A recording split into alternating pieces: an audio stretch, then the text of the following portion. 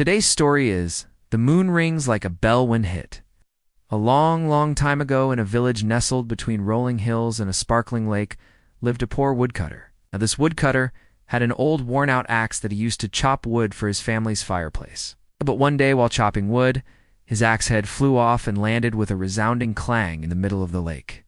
The woodcutter was distraught. He had no money to buy a new axe, and without an axe, he couldn't provide for his family. As he stood by the lake, sadly contemplating his fate, he heard a voice that seemed to come from the water. "Why are you so sad?" The woodcutter turned around to see an old woman walking towards him.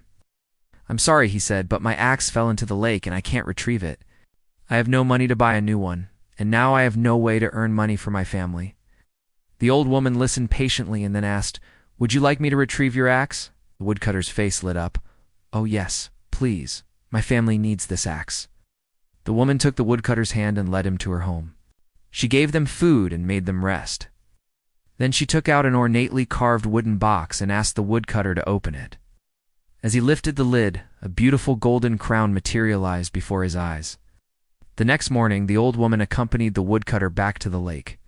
She placed the crown on her head and walked right into the water. As the crown touched the lake, a giant golden fish leaped out of the water and landed at their feet. The fish spoke in a booming voice, "So you have taken my crown. What will you give me in return?" The old woman replied, "You must do as I ask. Take this man and his family to your palace and care for them. They will live in luxury and never want for anything." The fish hesitated, but seeing the resolute look on the old woman's face, it knew it couldn't escape its fate. So it nodded its head in agreement. The fish then carried the woodcutter and his family to its magnificent palace. It welcomed them with open fins and scaly arms and introduced them to the underwater kingdom. The woodcutter and his family lived in the palace for many years, feasting on delicious food and basking in the luxury surroundings. One day, the woodcutter's son, who had grown up playing with the fish, asked his father why they didn't leave the palace and go back to their village. The woodcutter told him the story of how the fish had taken pity on them and made them an offer they couldn't refuse. The son thought for a moment. "Well, we can't possibly stay here forever. Let's go back to our village now," the woodcutter agreed, but the fish wasn't too happy about this.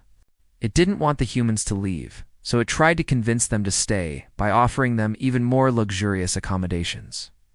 But the family was determined to go home, so the fish finally relented and returned them to their village. As they settled back into their old life, they never forgot the kindness of the fish and the valuable lesson they had learned.